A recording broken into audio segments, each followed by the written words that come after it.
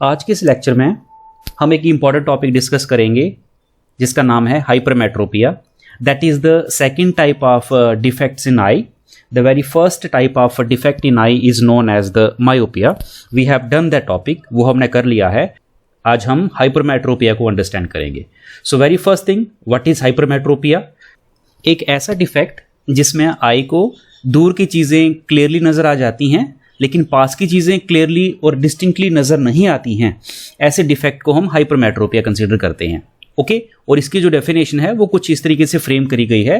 Those type of defects in which the I can see the far object, जिसमें आई हमारी फार object को clearly देख सकती है. I can see far object clearly but can't see the near by object. जो पास के object होते हैं उनको आई हमारी क्लियरली एंड डिस्टिंक्टली देख नहीं पाती है. तो ऐसे डिफेक्ट्स को हम हाइपरमेट्रोपिया कंसीडर करते हैं, हाइपरमेट्रोपिया बोलते हैं.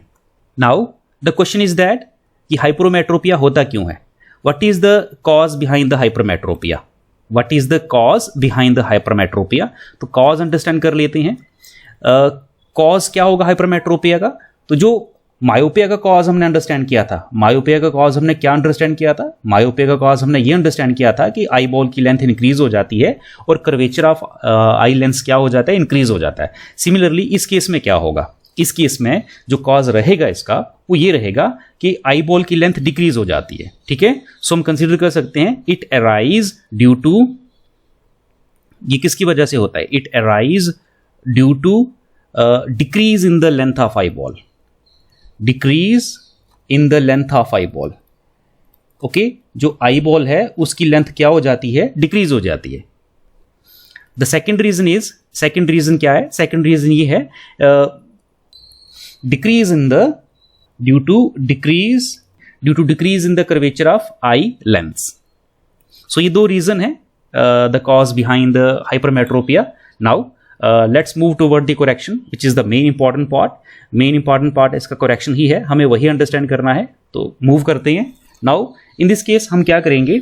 इस केस में हम बेसिकली 3 या 4 मल्टीपल एग्जांपल्स डायग्राम ड्रॉ करेंगे और मल्टीपल डायग्राम से उसको अंडरस्टैंड करने की कोशिश करेंगे. तो ये हमारी फर्स्ट डायग्राम होगी. ये फर्स्ट डायग्राम बेसिकली नॉर्मल आई की होगी.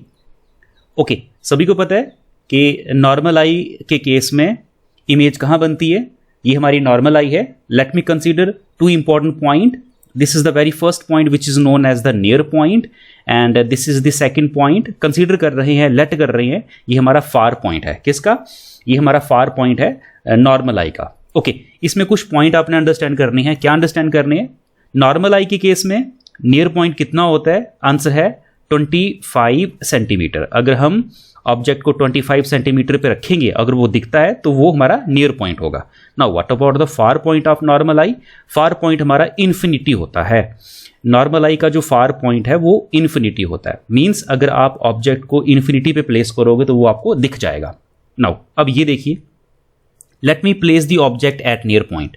ये मैंने एक ऑब्जेक्ट लिया और कहाँ प्लेस कर दिया? नियर पॉइंट पे प्लेस कर दिया. मुझे एक चीज़ बताओ कि नॉर्मल आई, अगर ये वाली आई कैसी हो, अगर ये वाली आई हमारी नॉर्मल आई हो, तो अगर मैं ऑब्जेक्ट को नियर पॉइंट पे रखूं, मींस 25 सेंटीमीटर पे रखूं, तो क्या मुझे वो दिखेगा? आंसर इज यस, वो मुझे दिख जाएगा. ये मुझे क्या होगा? दिख जाएगा. दिखेगा मींस अगर ये ऑब्जेक्ट मुझे 25 सेंटीमीटर पे रखा हुआ दिख जाएगा तो इसका मतलब ये है कि इसकी इमेज कहाँ बनेगी? इसकी इमेज बनेगी रेटिना पे. So image at retina. Image at retina.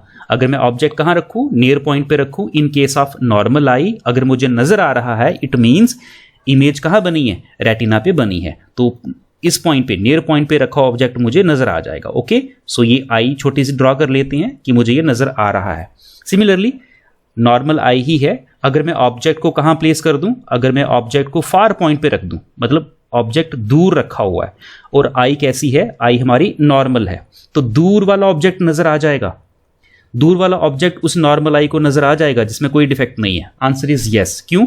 क्योंकि जो नॉर्मल आई होती है उसको पास रखा हुआ ऑब्जेक्ट और दूर रखा हुआ ऑब्जेक्ट दोनों नजर आ जाते हैं क्लियरली. ओके, सो यहां पर दूर रखा हुआ ऑब्जेक्ट उसको नजर आ जाएगा. ओके, अगर नॉर्मल आई के केस में दूर रखा हुआ ऑब्जेक्ट नजर आ रहा है, इट मींस इमेज कहां बनी होगी, रेटिना पे। तो यहां लिख सकते हैं इमेज एट रेटिना। तो इस केस में भी इमेज हमारी रेटिना पे बनी होगी। So this is the normal eye, जो ड्रॉ करना जरूरी था नहीं, लेकिन हमने ड्रॉ कर लिया अपनी अंडरस्टैंडिंग के लिए।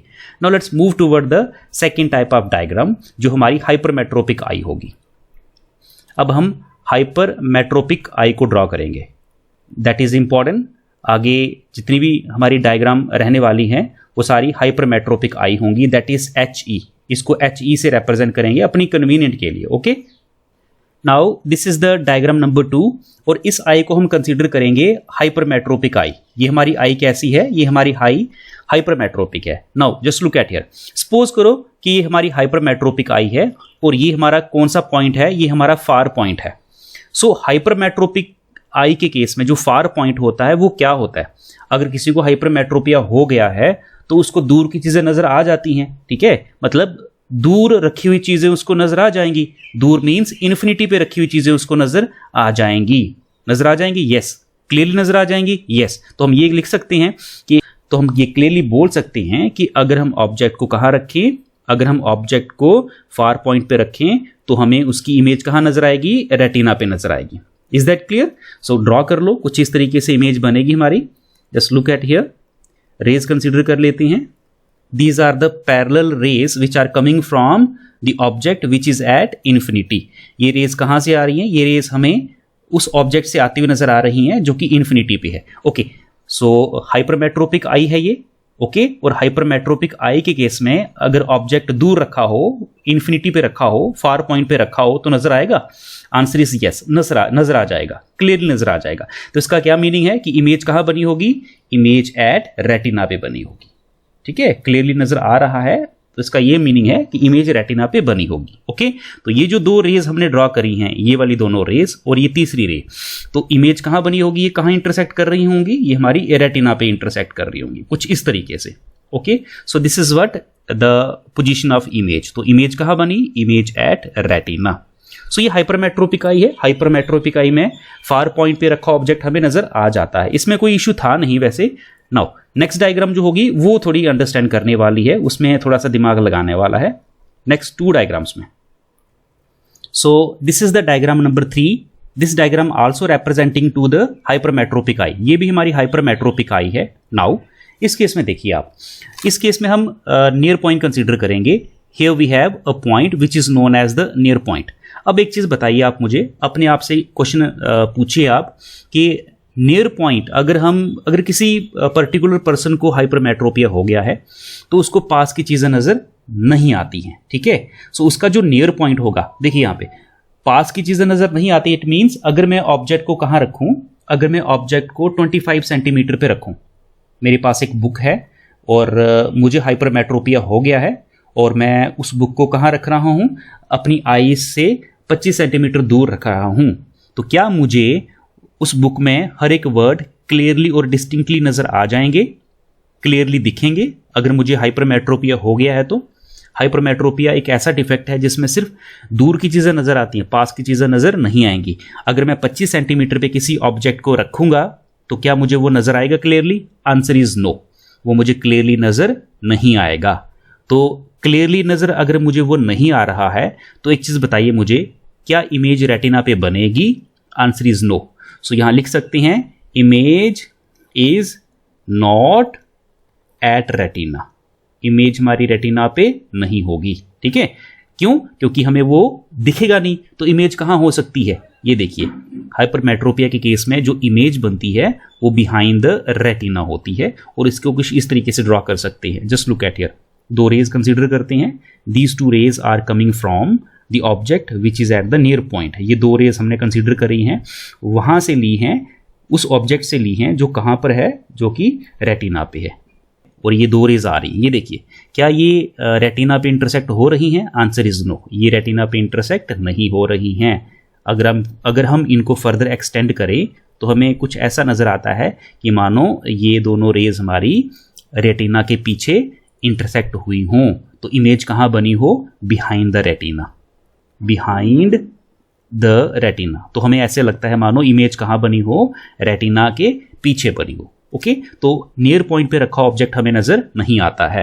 Now let's move toward the next type of diagram, that is diagram number D. Now next diagram D, that is also, ये भी हमारी हाइपरमेट्रोपिक आई ही है. ओके, नाउ अब इसको थोड़ा सा अंडरस्टैंड करना आप. देखिए, सी डायग्राम में हमने ये अंडरस्टैंड किया था कि अगर हम किसी पर्टिकुलर ऑब्जेक्ट को, जैसे बुक है, अगर मुझे हाइपरमेट्रोपिया हो गया है, अगर उसको मैं 25 सेंटीमीटर पे रखूंगा, पास रखूंगा, तो मुझे बुक नजर नहीं आएगी. ठीक है, तो इसका नियर पॉइंट हमारा 25 सेंटीमीटर तो होगा नहीं, इसका नियर पॉइंट 25 सेंटीमीटर तो होगा नहीं. ठीक है, सो नियर पॉइंट 25 सेंटीमीटर हमारा इस केस में नहीं होगा. ओके, अब क्या करेंगे, जैसे सपोज करो कि मुझे हाइपरमेट्रोपिया हो गया है और मैंने बुक खोली है और अपनी आंखों के पास रखी है, मतलब 25 सेंटीमीटर पे रखी है और मुझे नजर नहीं आ रही. अगर उस बुक को मैं थोड़ा सा पीछे लेके जाऊंगा, उस बुक को थोड़ा सा मैं पीछे लेके जाऊंगा और फिर देखूंगा, तो फिर मुझे उस बुक पे लिखा हुआ हर एक वर्ड क्लियरली नजर आ जाएगा. इट मीन्स जो नियर पॉइंट है, ऑब्जेक्ट मैंने कहाँ रखा था, जो ऑब्जेक्ट मैंने इस पर्टिकुलर पॉइंट पे रखा था, नियर पॉइंट पे रखा था, अगर इसको मैं आई लेंस से पीछे शिफ्ट कर दूं, थोड़ा सा पीछे लेके चले जाऊं, बुक को पीछे लेके चले जाऊं, कहीं यहां रख दूं, इस पर्टिकुलर पॉइंट पे रख दूं, तो फिर तो मुझे वो नजर आ जाएगा. सो इससे आपने क्या अंडरस्टैंड किया, इसे आपने ये अंडरस्टैंड किया है कि अगर हम, इससे हमने ये अंडरस्टैंड किया है कि हाइपरमेट्रोपिया के केस में जो नियर पॉइंट होता है वो हमारा शिफ्टेड पॉइंट होता है, और नियर पॉइंट हमारा किस तरफ शिफ्ट होता है, नियर पॉइंट हमारा शिफ्ट होता है टुवर्ड द इन्फिनिटी की तरफ, या away from the eye lens. ठीक है, सो इस केस में दो हमने एन रिप्रेजेंट किए हैं, एक है एन, दूसरा है एन डैश. सो सिंगल वाला एन जो है, जिसके ऊपर डैश नहीं लगा है, ये हमारा नियर पॉइंट है, which is equal to 25 centimetre वाला. ओके, लेकिन ये जो एन डैश है, ये हमारा शिफ्टेड पॉइंट है, इसको हम कंसीडर करते हैं, इसे हम बोलेंगे शिफ्टेड नियर पॉइंट. ये हमारा शिफ्टेड नियर पॉइंट है. ओके, और ये हमारा ग्रेटर देन 25 सेंटीमीटर है, याद रखना है. इसको हम क्या बोलते हैं, this point N dash is greater than 25 centimetre. ये 25 सेंटीमीटर से ज्यादा है. ओके, तो अगर हम यहां ऑब्जेक्ट रखें, जस्ट लुक एट हियर, अगर हम शिफ्टेड पॉइंट पे, शिफ्टेड नियर पॉइंट पे ऑब्जेक्ट रखें, इस पर्टिकुलर पॉइंट पे ऑब्जेक्ट रखें, तो क्या हमें वो नजर आ जाएगा? आंसर इज यस, हमें वो क्लियरली नजर आ जाएगा. ठीक है, तो कुछ इस तरीके से डायग्राम ड्रॉ कर लो. ये गई रे, एक रे और कंसीडर करिए, ये सेकंड रे है. ये रेज कहां से जा रही हैं? उस पॉइंट से जा रही हैं जो हमारा शिफ्टेड पॉइंट है, near point, which is greater than 25 centimetre. तो इमेज कहां बनेगी? अगर आपको इस पर्टिकुलर पॉइंट पे रखा ऑब्जेक्ट नजर आ रहा है, इट मीन्स इमेज कहां बनी है? इमेज बनी है हमारी रेटिना पे. ठीक है, सो इमेज कहां बनी होगी? इमेज एट रेटिना, इमेज हमारी रेटिना पे बनी होगी. So next be the last diagram, next हमारी लास्ट डायग्राम होगी. Now just look at here, यहां देखिए, लास्ट डायग्राम को अंडरस्टैंड करने से पहले एक चीज और हमें अंडरस्टैंड करनी है. ये देखिए, ये दो diagrams, diagram C and D, these two diagrams are very important. ये दोनों डायग्राम्स हमारी काफी इंपॉर्टेंट है. इंपॉर्टेंट क्यों है? ये देखिए, सबसे पहले आप मुझे एक चीज बताइए कि हमें कौन सा ऑब्जेक्ट नजर नहीं आ रहा है, किस पॉइंट पे रखा ऑब्जेक्ट नजर नहीं आ रहा है? एन डैश पे रखा ऑब्जेक्ट हमें नजर आ रहा है. Answer is yes. जब हम ऑब्जेक्ट को एन डैश पे रखते हैं तो नजर आ जाता है. अगर हम ऑब्जेक्ट को 25 सेंटीमीटर पे प्लेस करें तो हमें वो क्लियरली नजर नहीं आता है. इमेज कहां बनती है? बिहाइंड द रेटिना बनती है. नाउ अब एक क्वेश्चन है मेरा क्वेश्चन यही है कि हमें कौन सा ऑब्जेक्ट देखना है बाय यूजिंग अ लेंस लगा के हमें कौन सा ऑब्जेक्ट नजर आना चाहिए?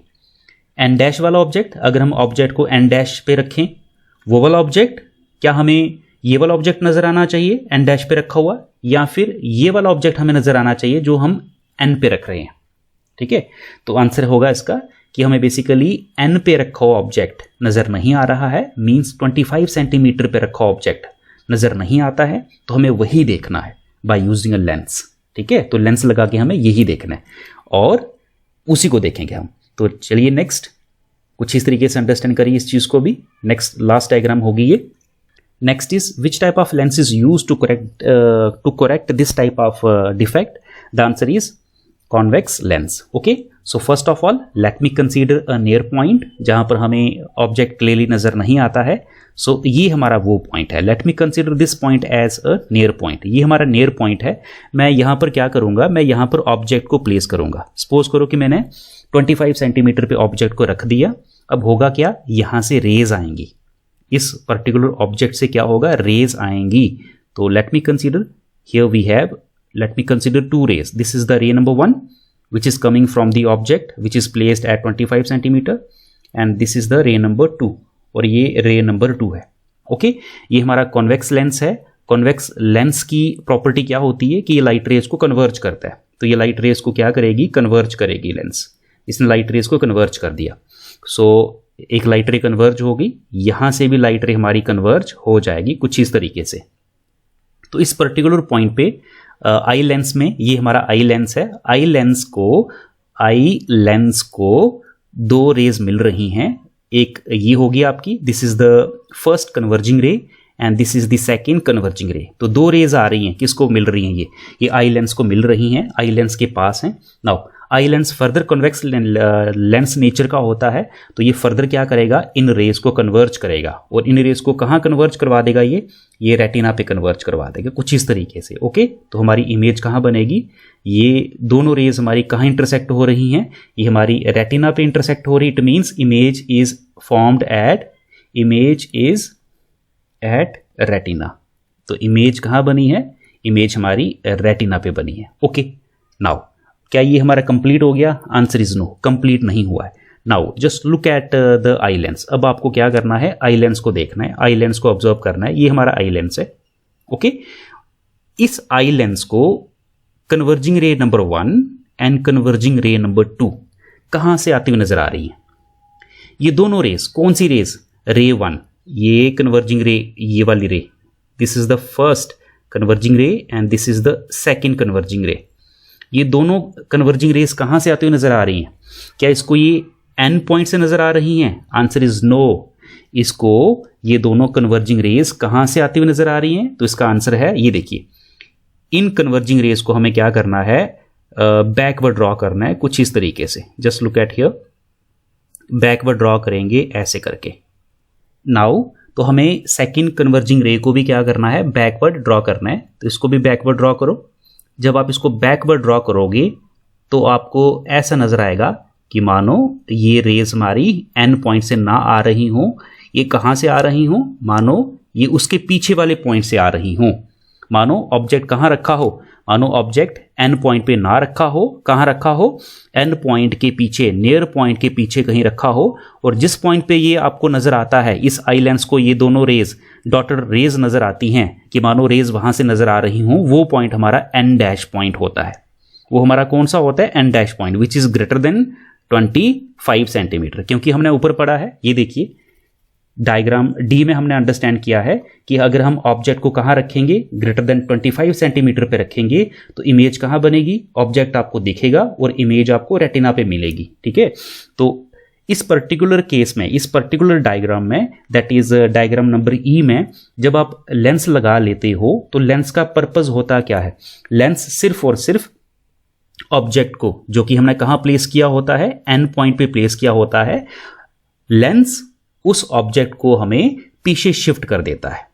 उस ऑब्जेक्ट को हमें पीछे शिफ्ट कर देता है. मींस आई को ऐसा लगता है with the help of lens, मानो ऑब्जेक्ट हमारा एन पॉइंट पे ना हो, कहां रखा हो, एन डैश पॉइंट पे रखा हो. ठीक है, सो बस ये चीज आपको याद रखनी है.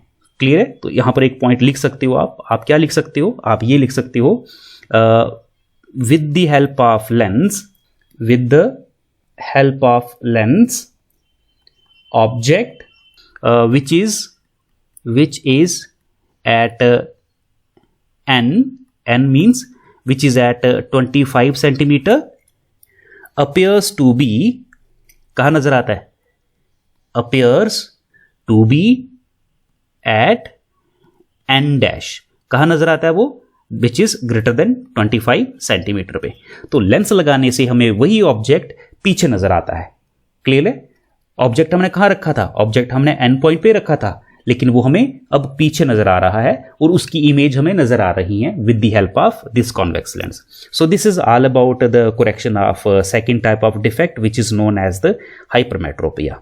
तो इतना सा था हमारा हाइपरमेट्रोपिया. ओके, इसमें कुछ एक्स्ट्रा डायग्राम्स हमने ड्रा करी हैं ताकि आपको कॉन्सेप्ट अच्छे तरीके से अंडरस्टैंड हो जाए.